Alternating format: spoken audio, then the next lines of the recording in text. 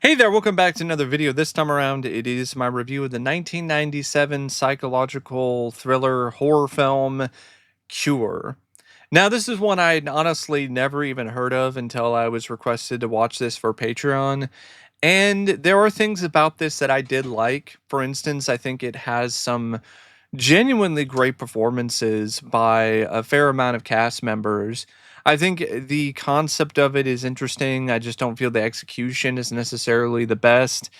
And I do feel that it's well directed and has some nice cinematography. But it's a film that I feel is a bit too distant from my tastes, and a little too vague when it comes to some elements of the storytelling. So it's one of those movies where it just doesn't really get me as emotionally invested in the characters or the overall story. And as a result, it's one of those films that I just wasn't really a massive big fan of. Like, there are things about it that I appreciated and I didn't mind, but I just couldn't really get into it fully. But before we get around to sharing more of my thoughts on the film, I want to give a special shout out to Ryan for requesting this review. And if there's another film, TV show, or topic that you would like to see me discuss in the future, feel free to donate to either my PayPal or to my Patreon. The link to both is in the video description down below, and I will try to get your request as soon as I possibly can. Now, Cure is a film directed by Kiyoshi Kurosawa, who also wrote the film, and the direction in this is, for the most part, really solid. I think the director did a good job with this, especially when it comes to the framing. Good usage of wide shots as well as tight shots and even middle shots or establishing shots. His direction really does a great job creating a very effective sense of dread and atmosphere and uneasiness throughout the film. A lot of the film's more creepier scenes are honestly, in a lot of ways, as eerie as they are because of the way that they're framed. So I definitely want to give the director a lot of credit for what he did with this film. The surreal dream sequences or the hallucinations, they are also shot in ways that are very artistic and very stylish. And the sequences that do involve murders or people doing these depraved acts, like carving X's into people or carving people's faces off, it's shot in a way that's very stylish and artsy, so it's not really something that feels like it's too gratuitous, and it definitely does add to the mystery and the overall atmosphere of the film. So I think the direction is one of the aspects of the film that, for the most part, is consistently good when it comes to this movie. Um, the script, though, by Kurosawa, I understand what he was trying to do with this. Utilizing elements of hypnotism and mesmerism, combining it with serial killer dramas from American films, and throwing in like a little bit of horror and keeping things very vague and very nondescript, and doing that on purpose in order to create a certain kind of mood and feel. And I think it definitely does help when it comes to the creepier, more mysterious, more unnerving aspects of the story. But I think because of the vagueness, because of the fact that it's just not really going into too much detail, it makes it kind of hard to follow at points. And it also makes it hard to really get that closely invested in the movie because of the fact that there's not really characters that really have necessarily a ton of depth, and then what depth is there, they're presented in ways where there's really not somebody that you're rooting for because they're flawed in ways that are frustrating, like the detective, for instance. And he's honestly the only one that's ever really given any genuine depth. And the whole mythos around the curse or around the hypnotism, it's not really that clear. If it is, it's honestly hard to difficult to decipher. And I think with a better script, it would make it easier to decipher exactly what is happening. Is the guy, Miyama, yeah, Mamiya. Is Mamiya some kind of ancient hypnotist who was shown on that videotape? Is he the guy who didn't have a face? Or is that somebody else? Why is there a picture of somebody that doesn't have a face? Uh None of that is ever really explained or detailed. Like, I'm thinking that that guy might be like some kind of immortal hypnotist who's causing people to kill throughout all these centuries and all this time, and in order to stop him you have to kill him. And but then it's also kind of seems like he hypnotized a detective, and then he killed his girlfriend or his wife, and but then you never really see him do it. And there's just a lot of stuff that goes on with the script that just makes you kind of scratch your head and wind up being a bit befuddled. And I think it is effective in terms of building suspense initially with these string of murders and how wild they are, and what is going on with them, and the X that's left behind at the scene of the crime, and how all these seemingly normal people just suddenly snap and do these brutal crimes. And I liked the idea of having it a hypnotist who's doing this, and he utilizes a lot of sound in order to mesmerize people. And I love the way that that's incorporated into the script and into the story. But I just don't really get that super invested in the detective as a character, even though there are some really great moments, acting wise, by the actor playing Takabe, and the rest of the cast is just kind of there for me. So a lot of this is very reliant upon Takabe and Mamiya, like, really grabbing you as characters, and they just kind of didn't for me.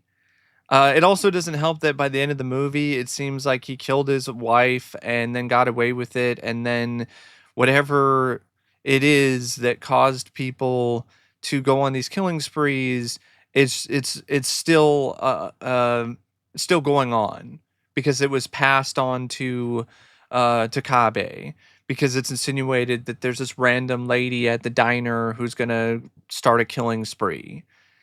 So I understand. Okay, let's have this sort of thing set up in the script in order to make it into a horror film, but it's like barely a horror movie. It's mostly a psychological thriller, and so then when you get these elements of horror that seem almost supernatural, it honestly seems a little out of place. Like, okay, is it some kind of curse? Is that what it is? Why would it just get passed down to him? And it's never really explained how it's passed down, other than he talked to mommy at one point, and then, okay, all right, why is this a thing? What is going on? Is this some kind of virus? Is this some kind of spiritual thing? Like, what is it? What is it that's causing this? It would have worked better if it was just a straight up psychological thriller, and this man is just hypnotizing people and causing a killing spree, and he's becomes so good at it that the only way to stop him is to kill him. And there are elements of that in this script, so it's like, why did it all of a sudden go into the horror supernatural territory? It just didn't really make a whole lot of sense for me. And now, like I said, it's very distant. And I understand it's probably the point, but it just makes it hard for you to really get emotionally invested in the characters, let alone the story. And the fact that it's a very slow burn movie just makes things all the more less involving and less interesting as the film continues on, because it's this slow burn thriller, but you don't really have a protagonist that you're really connecting with on a significant level. You're just kind of loosely connected with the guy. And I think having this character be a stronger character overall, having him be a more dynamic character, I definitely feel that would help the movie. And also just having him resist the hypnotism, not succumb to it by the end. Have him actually show strength and be one of the few people to actually resist it. Because it seems like he was doing that initially, and then all of a sudden he just gives up, and now I guess he's not the new killer. Um, so yeah, I'm not super big on the overall script. I do think it has its moments. I do think the mystery is interesting, but I just don't think it was executed that well. And the ending is just anticlimactic and kind of disappointing. Um, and there's too much questions. There's too many questions about the blank faced guy, the phonograph, all of this other stuff, and then none of it's ever explained. And if it is explained, it's like I said, it's too vague, too too hard to fully decipher. So it just almost seems like by the end of the movie, uh, Kurosawa just kind of didn't know exactly how he was going to wrap everything up, and so left things vague and open ended. Now, another aspect of the film that I did appreciate, other than the direction, is the two lead performers, Koji Yakusho as Takabe. Um, this is an incredible performance. The only reason why I was at all somewhat invested in the film in terms of this character is because of this performance. It really wasn't necessarily due to the strength of the writing for this character. It was due to the performance itself by Yakusho. Like I thought he did a really great job playing this character, showing his intensity, showing his moments where he's just fed up with this hypnotist's bullshit, and showing him like lose his grip on reality. And it was just a really good, really nuanced overall performance. Masato Hagiwara as Mamiya, he was also equally as magnificent as this just really irritatingly obtuse and vague hypnotist who's just playing mind games with people. And he has a certain amount of charm to him as well that makes him charismatic enough that you can really understand why he's able to trick people into trusting him enough so that they start talking to him, so then he can start manipulating their minds. And it was a pretty great performance. Now, the rest of the actors and actresses were fine, like Tsuyoshi Ujiki as Shin, Anna Nagakawa as Fumi, Yoriko Daguchi as Dr. Maijima. Um, but this is really a film where the main two performers are the ones that have the most screen time and have the most lines, and in all honesty, are pretty much the majority of the film when it comes to the characterization, when it comes to the dialogue, and when it comes to other aspects of the plot. And I do feel those two actors did a really good job. Now, it also features some nice cinematography by Tokosho uh, Kikimura, and the editing by Kan Suzuki, I also felt was well done, especially when it comes to the sequences where people are succumbing to the mental manipulation or the scenes that are more dreamlike.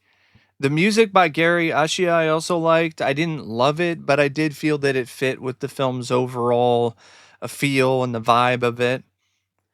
But I definitely want to give a lot of credit to the sound editors in particular, because the sound in this is spectacular. And it's a big part of why certain scenes are so unsettling, is because of the way that the sound editor and the sound artists really did the foley for, the water, or for the flame, or for these other sounds that Mamiya uses in order to hypnotize people.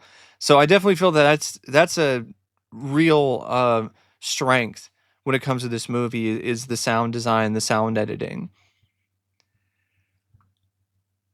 And it's like 112 minutes, but I do feel that it gets to a point where it gets a little too slow. It gets a little too um, dull because once you figure out what's going on with Mamiya and he's the hypnotist, then it's trying to do this whole thing with the detective being the next in line to, I guess, be affected by this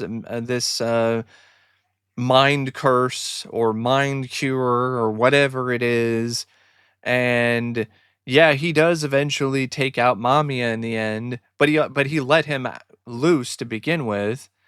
And like that whole ending is just there's a lot of questions that are brought up. There's a lot of things that have potential promise in terms of the investigation or, solving a mystery, but it's just left so open-ended that you never get a proper resolution to anything.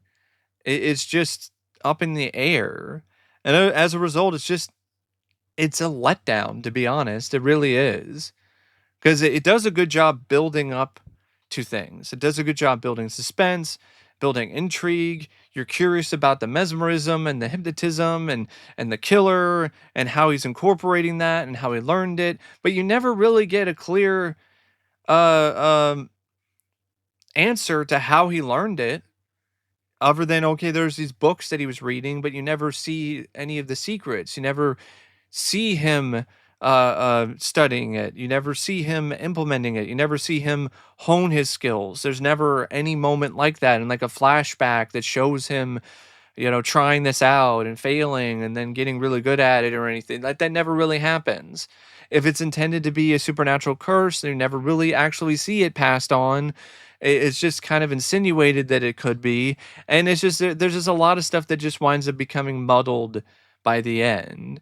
And I know some people say, well, that's a point. It's supposed to be up to interpretation. That's the whole point of the movie. And to me, that's just an excuse for a screenplay that is just has ideas and concepts but doesn't know how to fully utilize them to their full potential. It's like I have these ideas about mesmerism and hypnotism, but I don't really know how to fully incorporate everything. I want to have some kind of horror element, but I don't know how to fully incorporate that either. So I'm just going to kind of do everything, and as a result, like, it just becomes a bit of a mess.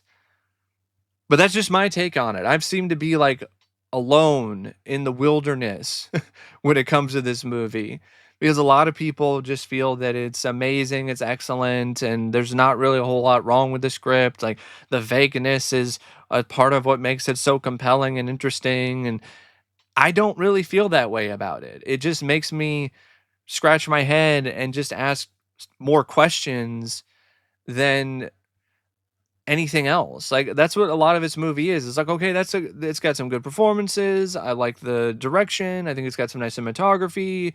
I like the sound editing. But then I just feel kind of empty by the end, because I just feel like there were a lot of questions that were raised and there weren't any answers, or the answers that were provided really weren't to my liking. So that's just my take on it. I think there were maybe some stuff that was lost in translation as well, because I'm not Japanese, so there might have been some Japanese culture stuff and stuff about society in Japan in general that just went way over my head. But I would say I would still recommend it if it interests you, just for the performances and for the direction alone. I'm glad I saw it, because it is a well shot film. I think it has some nice visuals, and I think it is effective when it comes to being creepy and creating a certain atmosphere. I just would wish it had a stronger script to tie all of that together. And as always, thanks for watching, and I'll see you later. See ya.